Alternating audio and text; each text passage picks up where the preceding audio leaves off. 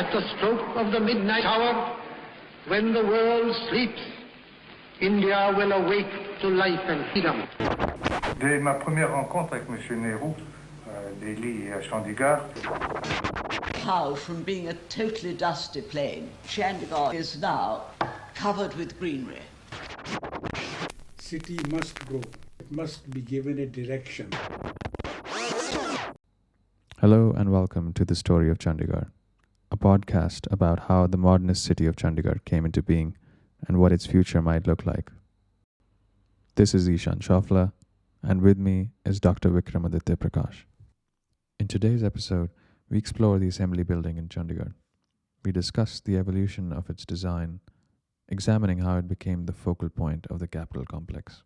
We also critique the sculptural form of the building and the symbolic significance of the painted enamel door. I want to begin by asking you about the placement of the assembly within the capital complex and how it's kind of the centerpiece in the composition, but also, the center of the Fibonacci spiral. That makes it seem like the starting point or the origin of the capital. But we also know that there was a governor's palace, which was the focal point. Right. You think there was a transition at some point when the governor's palace was looking unlikely that Corbusier gave it this significance and central quality to it? Yeah. That's a really good question. It clearly shows me you've read the literature on the assembly. So, the experience of the assembly when you're in the Capitol complex, it feels like it is the center of the Capitol complex, right? It sits in the middle of one of the 800-meter squares, the left-hand 800-meter squares, the western 800-meter square. And it feels like the rest of the buildings revolve around it. The Secretariat is in its background. If the Museum of Knowledge or Governor's Palace would have been on one side, High Court on the other, and the geometric hills on the south side. Geometric hill and the artificial symbol. So it feels like the center. You can use the Fibonacci series, the spiral of it, to find various ways in which the assembly can be described as being at the center, geometrically speaking, of the Capitol complex, not literally in the center, as in cross axis, but sort of through, in a modernist way, through golden ratio asymmetries, right? And over there, of course, the point to remember is that the entire Capitol complex is designed using the modular, and the modular is based very significantly on the golden ratio. And so there are many ways and a lot of geometric correlations that can be found about the buildings, between buildings, in terms of the interrelationship of the buildings, which can be graphed back to the modular and the golden ratio. So it's no surprise that you can overlay the Fibonacci spiral on the Capitol complex and find the assembly kind of at its center. Graphically, and just in the experience of being on the Capitol, the assembly seems to be the center. However, as you noted, in the original design, the assembly was not the center. In the original design, the governor's palace, the governor's home, which is to say the administrative center, which the equivalent of the White House in the United States, was supposed to be the focus of the Capitol complex. Both the High Court and the Assembly both had a very similar sort of subdued profile of sitting inside boxes, and they both were flanked or were like side screens that set up the spectacular sculptural theatrical drama of the governor's palace in the middle. But once Nehru refused to build the governor's palace because he said the governor can easily live in one of the houses in sector 4 or 5 or whatever, Corbusier was left with the situation of what to do, how to create a focus, the main element of the Capitol complex. And then he modified the design of the assembly so that it would become the focus. So he downgraded the governor's palace when he made it into a museum knowledge.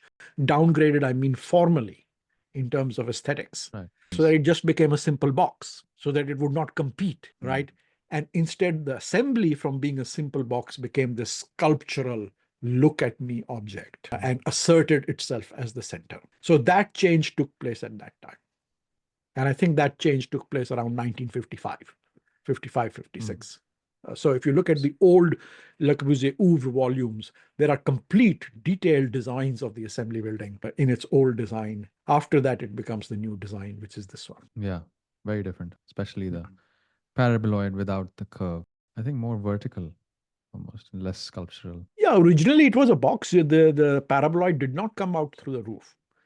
It just had a skylight, and light came into the assembly chamber, but it was not a sculptural object. It was sort of in the genre of the auditorium in front of the United Nations building, Right. which is like a low-slung building, and it has sort of a shallow dome which lets light into the main chamber, but it's not a big element in and of itself. And then famously, Corbusier was in Ahmedabad, and he was looking at the hyperbolic paraboloid, the cooling towers of the thermal power station in Ahmedabad. And he loved that form. And he basically said, oh, you can build such a, sophisticated form, building those thin shell hyperbolic paraboloids, which are the cooling towers, is not easy to make. But the Indians were making it under Nehru's direction. And I've forgotten the name of the firm. I think it was Gambian or some firm like that, structural construction firm. Or was it Larsen and Toubro? I don't remember who. Somebody, oh, you can make these forms. And he said, okay. He cut paste that same form and put it inside the assembly. And then built the chamber into the hyperbolic paraboloid, the main chamber.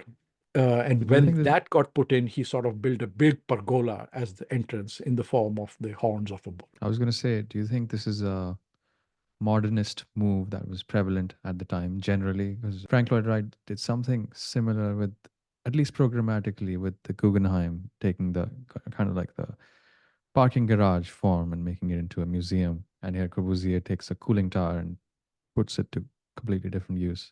Yeah, it's an interesting observation. It was definitely a modernist syntax to take supposedly ordinary functional forms and make poetic expression out of that. You think of Picasso with his bicycle.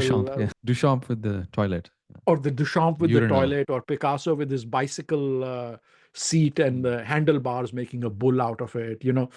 This taking the ordinary and making it transformative was definitely a modernist ethic, which is very different from the postmodern sort of Andy Warhol kind of thing, which was sort of made fun out of the capital soup thing, which it's worth distinguishing between these two things.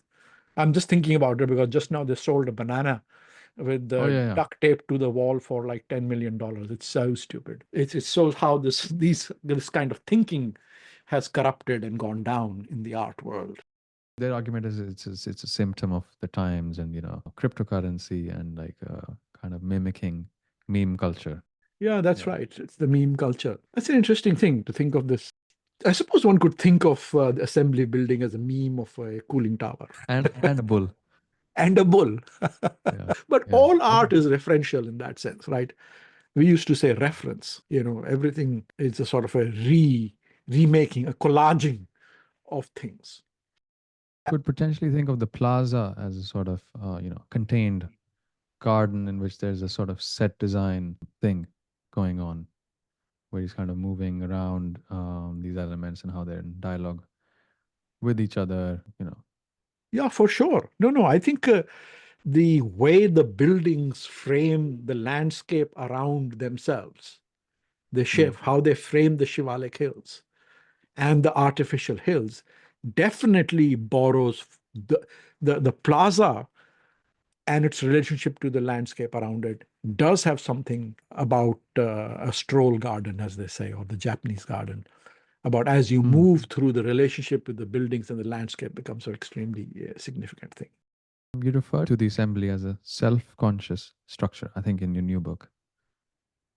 Where do you think that comes from? Self-conscious in the sense that it says, look at me. It has the qualities in the end of a bull. And the bull was a huge metaphor for the French modernists. Picasso was obsessed with the bull. Corbusier Yeah, was yeah. obsessed with the bull. Even, from the first day Corbusier landed in India, if you look at Marista Lakashata's new translation of Le Corbusier's album Punjab, 1951, he's scratching the bull again and again and again and again. So it's a masculine metaphor, right? The bull is masculine. And the bulls would stand on the Chandigarh plain and, they would pull the weight, pull the mowers and pull the carts. They were like hard-working beasts of burden, which were also proud at the same time, right? They weren't milch cows that were set in pens and then milked at a particular time. Bulls were considered to be hard-working, masculine, and also dominant structures. And in India, it's an apt metaphor also, because the bull is also Nandi, right? And the Nandi waits outside the temple, right? It sits and waits in front of a Shiva temple, like in subservience to the great Shiva, but also very proud in and of itself. And again, it's masculine. It's not a cow.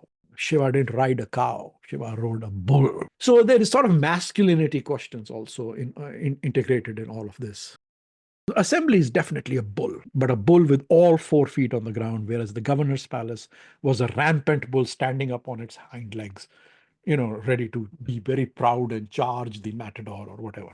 Do you think it's like a archetype of the Chandigarh building because of how the paraboloid with the Jantar Mantar influence and pointing to the sun, and the way he gives clues on the enamel door of his philosophy of civilization? So is it, you think, closest as it comes to Corbusier kind of revealing his thinking in a complete building? Well, yeah, every building Corbusier made, he revealed his thinking. He always wanted to encapsulate a complete cosmos in every building. Every project, he sort of tried to bring the whole world and a world view into it. So, like you're saying, the assembly building was not only a bull, but then he added these other things, like he truncated the roof of the hyperbolic paraboloid. He cut it at an angle so that it would be the same angle as the latitude of Chandigarh. That is how these sundials are made in all the Jantar Mantars that Savai Jai Singh made in the early 18th century. And then he put those symbols on top, because one of the general themes of the Capitol complex also was a look towards the sky, as if hands were being held up. So it had this sort of sacred, but also spiritual or sort of cosmic character where, a kind of a reverence to the sky was considered to be essential for Corbusier. And by reverence to the sky, he meant the movement of the sun, the movement of the moon, the movement of the earth around the sun. So he was, in that sense, saying that these things are not only, of course, practical and important, because you got to design for winter, you got to design for summer. That's why he had the brise soleil, because the brise soleil would keep out the summer sun and let in the winter sun. And he said those are the cycles of the year that we should be designing for. But also because he was trying to give to modernism as a culture, but also trying to create for modern architecture an ethic, a spirituality, a meaning. Once you abandon God in the Western Abrahamic sense, once you give up on Christ or whatever, or Allah or Yahweh as sort of mythical follies, the question becomes, what is the purpose of life? What does one live for? And the huge part of modernism, particularly, people like Corbusier in the arts, or even Picasso in painting, or even for Einstein in physics, he was studying physics so deeply because he wanted to understand what's going on in the world. Like, what is, rationally speaking, what is the point of everything? And Corbusier was trying to make an ethics of living out of modernist thinking. And so he said, well, turning to the sky and showing subservience to the turning to the sky is a critical thing for thinking the future. I'm not sure he understood it, but he was, he was in awe of Einstein. Once he went all the way to New Jersey on one of his trips to America, he went all the way to Princeton to Einstein's house just so that he could get a photo with Einstein.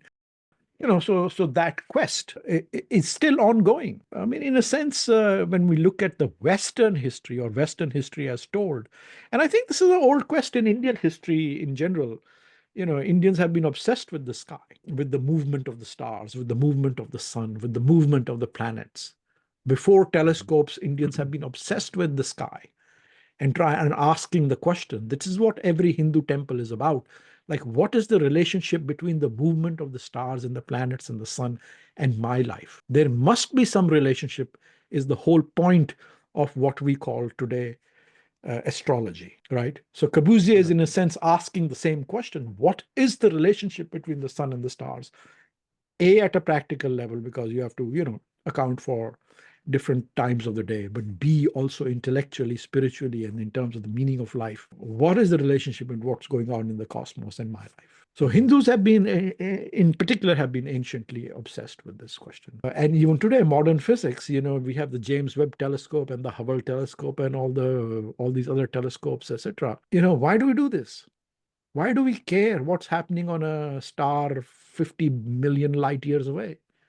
What has this got to do with anything practical? It's because we are asking the question, what is the relationship between this grand cosmos that we are a part of and our lives, right? That's a philosophical existential question, which, tries to move the work of making buildings, making architecture, making painting, making sculpture beyond the sort of quotidian practical business of making buildings that don't leak and making money. Corbusier made architecture into this philosophical enterprise. I'm watching this new documentary, I don't know if you're seeing it, on PBS on Leonardo da Vinci.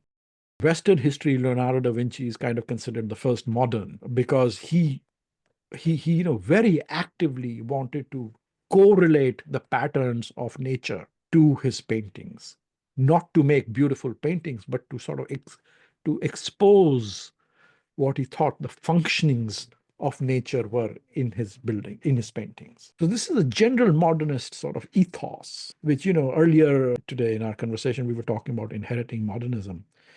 All these people who say modernism is dead and somehow we got to make postmodernism and postmodernism all about history and community and so on. Yeah, all that is fine.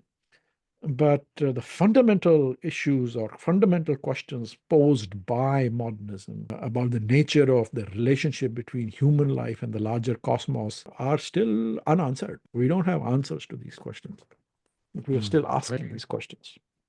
They were asking very fundamental questions. Like, a lot of people think of modernism as like brutalist architecture, where there's, especially in Chandigarh, and buildings of that time feels like you said, probing a lot of, epistemological, our place in the universe and our place in the world, like why or what we should be doing. What is the point? Yeah, absolutely. And it's important to realize that that's in the buildings. That's in the designs. So to critique the buildings as being un-Indian because they don't look like a Jharokha in Fatehpur Sikri is just the stupidest thing I've ever heard. Not stupidest thing, it's just an ignorant thing. Like, when you step into the assembly chamber after ascending the ramp, it does feel like the belly of the beast, and literally is. And especially, I mean, that sense is heightened by, on the tours, they take away your phones and your cameras and your sketchbooks even when you're when you're entering the assembly chamber, as if it's the highlight of the tour. So it kind of has this sort of finality and this like pinnacle moment in all of, like, it's the center of the central building, Yeah. And it's kind of set up that way even today. It's a funny thing that they take away the cameras and so on, as if, you will learn something supposedly in the name of security. But yeah, I I'm think always trying to tell them that it's all public, there's drawings. It's all and photographs. public. Yeah. It's in the name of Shosha. There's some Shosha or Shugal. Just when you go into a temple also, many times they say, no camera, no photo. As if something... Sistine Chapel or something. Yeah. Well, Sistine Chapel also, because, they want to commodify access to those pictures of the Sistine Chapel. They don't want a lot of other people's pictures only. There it's very clearly money. But also that kind of heightens the sense of the sacred and the divine. Yes, this is not a place for technology and modern gizmos. Yeah, so that's why I brought up experience. also like the temple. You go to the South Indian temples like in Tanjore or Gangaikonda Cholapuram or Rameshwaram, etc. They don't allow you to take cameras inside or to take pictures. as if somehow something spiritual will be captured. And the camera has always had this aura about it. Like somehow if you take a picture, it is going to take something away, Susan Sontag. Yeah, Susan Sontag writes about this. You're right. You're right. You're right. Susan Sontag has great essays on the sort of mystique the of gaze. the gaze and sort of the appropriation and the capture and the production and the reproduction and the so on and so forth. So the camera, because it was a 19th, early 20th century kind of techne, like a technology, because it looked like it held a space inside and you clicked on it and it opened and closed. It felt like it took something and stored it inside in its box. Like something is stolen. It has that aura about it. So, but it's all shosha, as we say in Hindi. And I wonder, shosha must come from the English show, right? Anyway. Maybe, yeah. Definitely, you're right. Inside the assembly is a palace of mysteries, right? It feels like a disorienting space. You don't know where you are. You don't know where you are turning and where things are. Columns go high up into the ceiling, but then the ceiling at the top is black, so you don't know what they disappear into. And then there are these clear stories which let in light, but you don't know where the light is coming from. So it's the interior of mysteries. It looks like an old, like a temple in Luxor. It is vastly more complex and richer in one sense, and more archaic in its feeling. It is more Egyptian than Roman, I would argue, in that, or even like the Hindu temples, not the North Indian, but the South Indian temples. You go to Madurai. You go into the big Meenakshi temple at Madurai, you don't know what's going on. You don't know where to go, from where to go.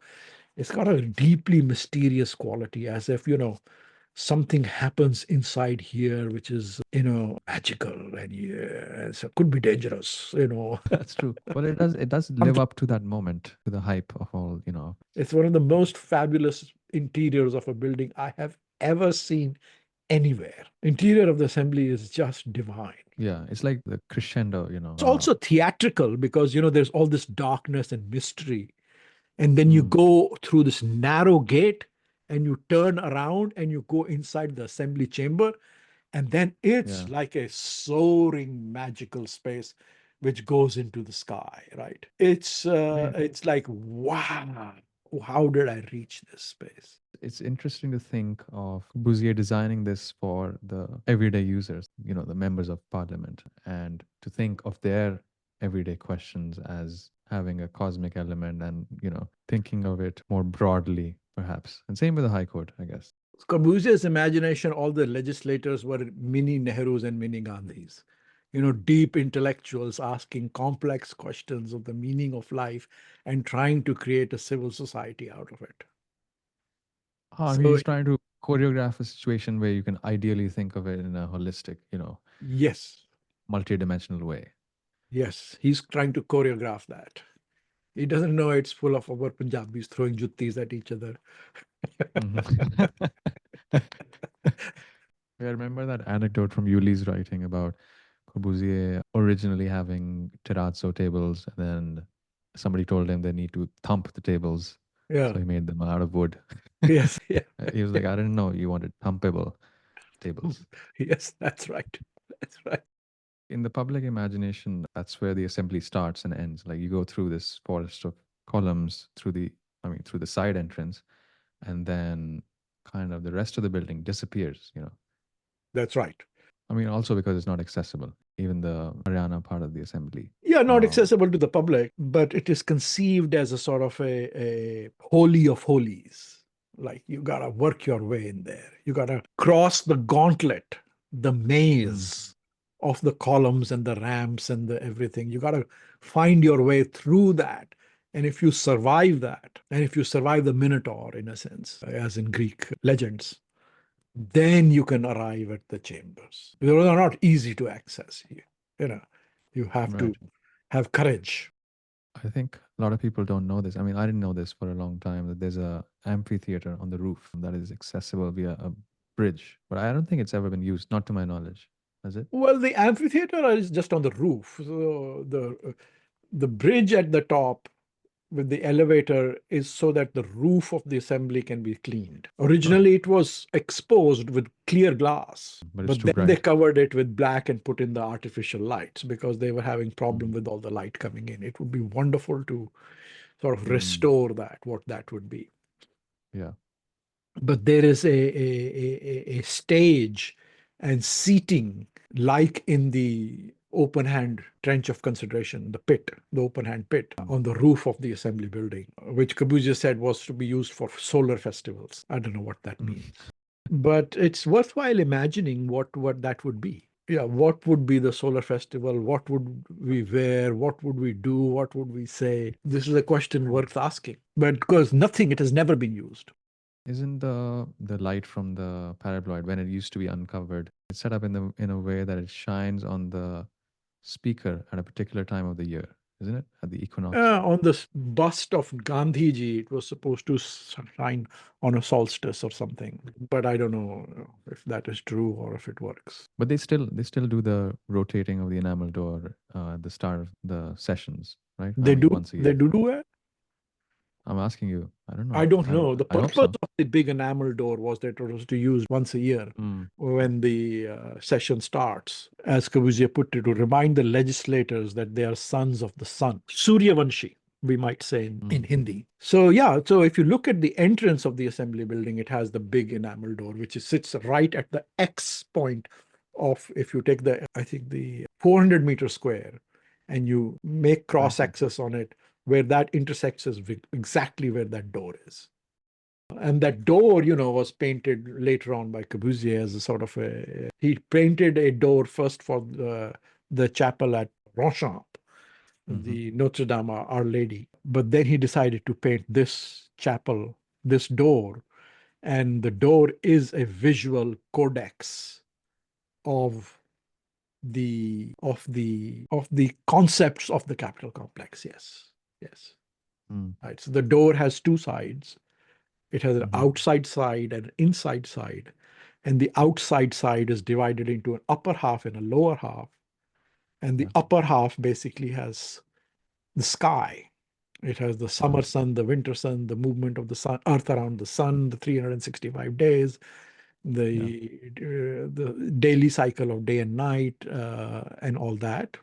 And then the lower half is a landscape. It's a sort of what I describe as an Edenic landscape with a tree of knowledge in the middle and animals and rivers. Upper right-hand corner of the lower half has this sort of precipitation by which clouds turn into rain and those become rivers. So he's describing an entire ecology. And there's a self-portrait in there. There is the self-portrait of the design team with, I think, Genre is depicted as a cock, male, and Jane Drew as a goat, Fry as a suckling, suckling up from Jane Drew, and he himself as a crow. Corbu is a crow, Corbusier, in whatever, ancient French. But it still looks like a complete drawing. Like it looks like the split between the top and bottom half is roughly the horizon, and it reads like a plan, not perspectival, but like a plan oblique or something. It's a kind of a standard cubist 90 degrees. Like the upper half is in elevation and the lower half is in plan. Right, kind of like Indian miniature. That's right. It has those Indian miniature qualities also. Yes, but it's sort of the rotation through 90 degrees from plan to elevation. And again, he was obsessed with the rotation of 90 degrees, keeping rotating things 90 degrees and see what happens in many, many, many registers. Like he took the rampant bull from the governor's palace and rotated him 90 degrees and made him sit down. And he talks about how he saw an old painting of his own, a purist period painting, and rotated it 90 degrees. And that started to become the elevation of the governor's palace. Then he rotated it 90 degrees again, and it became the assembly building. And similarly, like in the High Court, we talked earlier, he took the plan and the elevation and rotated them through 90 degrees.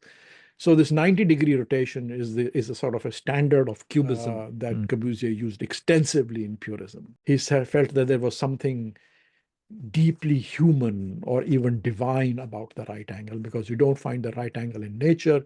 Right angle is a function of how humans see things. Right. So Well, it was a cubist, purist thing, but secondly, it was a sort of a personal statement of faith. Having said that, once he got into a plane and he saw that the earth was actually round, he said, oh no, right angle doesn't work. So Corbusier was a flat earther. He was a flat earther. Until the 50s, he was a flat earther. But very little is known about the interior in comparison. The interior of the door is more abstract and more, from what I know about the creative process. That's right. The interior is the mysterious part. And that is supposed to be a cross section of his brain and how it thinks. That's a process of free association, subconscious, unconscious processes of thinking. And he's trying to describe the mechanics of a creative mind. And like one of the keys over there is that there's literally a key and a door. He says that there's you have to know the keys. You have to be able to open doors of the mind. But it's about the subconscious. And so it's what happens in your brain, and it's the world that swirls around you. That's what it is to live. And architecture is the interrelationship between those things, trying to connect what is inside your head with the world that's out there. Isn't that what it is to be alive? It kind of reads as like the back of a painting. There's a painting on the outside of the door, and this is, kind of the recipe. It's consciousness. And again, Corbusier was also obsessed with Leonardo da Vinci, His modular man drawing is kind of his redo of his Vitruvian man drawing, right? So there's Vitruvius's concept of the squaring the circle, and then there is Leonardo's drawing of Vitruvius's concept, right? And there is Corbusier's drawing of redoing that concept. When Leonardo da Vinci started doing his dissections of the human body, one of the first he did was of the skull, because he wanted to know what's inside the skull. And he drew cross axes through the skull, the diameter and the circle and everything trying to find where the center is, because he said somewhere over there must be the soul. That's what Leonardo was. You look at his drawings of the skull, it's like he isn't studying the folds of the brain or where the amygdala is or anything like that. He's like, so somewhere over here, geometrically, I can find the place where the soul lives. So Leonardo was also obsessed with this idea that somewhere in here there is a me. For Corbusier, that's a bit more unsure. Where is the me inside the head? Where do I live? So the interior of the door is kind of the search for that. Where am I? A lot of people ask when they visit the capital or have this question that, what are the cutouts in the portico? Or the pylons of the portico. The pylons have these cutouts that kind of shifting along the those way. potatoes, Corbusier called them potatoes. And even on the side. They're nothing. They're just portholes. He has potatoes everywhere. They are in that sort of security quarters also. Yeah. Then there's the big cutout in the pedestal of the open hand. And then there are all these cutouts. So these are all portholes. He was obsessed with portholes out of ships. He loved portholes. And he saw portholes as kind of eyes. Like the eye was a porthole. Yeah, we had two portholes from which we saw the world. I see. It's like, you can think of those pylons as skulls. And those portholes are sort of cutouts in the skull where the eyes would go in. But also, with the kind of rounded corners, it makes it less rigid, less sharp. As a whole, the building looks more balanced and playful. Well, that's all about concrete. I mean, the Corbusier was obsessed with concrete because he said it's a plastic material that you can make any shape out of it. So he wanted to also say, here, I can do this. Mies van der Rohe can't do this in steel. And the sort of the irregular shape for Corbusier was also a manifestation of humanness in the architecture. Like it's a hand drawing. It was just an intuitive hand drawing that determined that shape. It didn't come from geometry. So he was very obsessed with the presence of the hand. So that was his inheritance of the arts and crafts and how to think that through. He didn't obviously make a fetish out of it like Ruskin and Morris, etc. did, or the colonialists did when they made the arts and crafts schools in India. But nevertheless, the hand was an important question for him. And it connects to the open hand. The open hand was also about the hand. The hand was an important thing for him because it said something about being human. It connected to the, it's an old 19th century modernist idea that somehow the hand has qualities. So, for instance, the signature done by the hand was considered to be characteristic of you. Only you can do your signature. And then there were experts who could tell whether a signature was forged, right? Similarly, in painting, there was supposed to be a quality to the art, to the painting, which betrayed a person's hand. And the hand was considered to be sort of a manifestation of a person's soul. But yeah, it's talking about evolutionary importance of the hand and how it separates us from animals, and how, humans in the beginning were crawling like babies do, or like Right. animals do.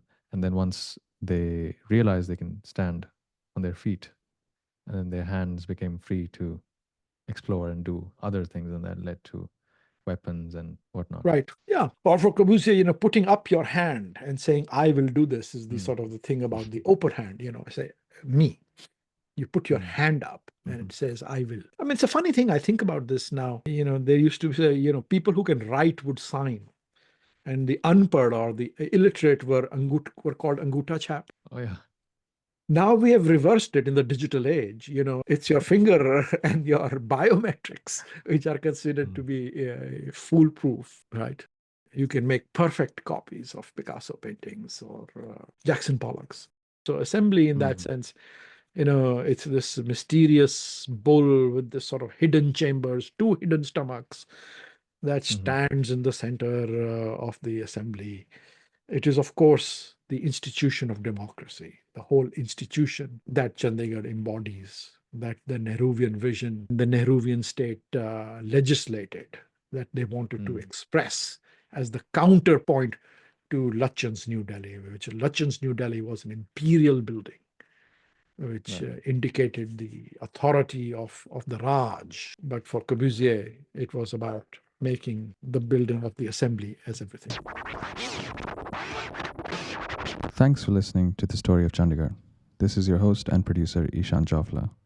If you have any comments, questions, or suggestions, you can email us at storyofchandigarh@gmail.com. We'll continue our conversation in the next episode. Until then, this is the story of Chandigarh.